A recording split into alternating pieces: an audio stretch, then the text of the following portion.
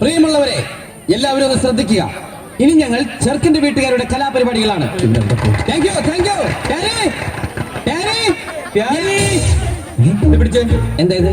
ചെറുക്കന്റെ വീട്ടുകാരുടെ പരിപാടി live show, body show, music with body muscles. വെറുതെ വൃത്തിയോട് കാണിക്കരുത്. ഞാൻ ചുമ്മാ ദൈവത്താണിട്ടുണ്ട്. എന്താ കാണണ? എനിക്ക് വിശ്വാസമില്ല. പ്രിയമുള്ള ശരീര സൗന്ദര്യ ആരാധകരെ, ഇത് ആരംഭിക്കുന്നു മ്യൂസിക് വിത്ത് ബോഡി മസിൽസ്.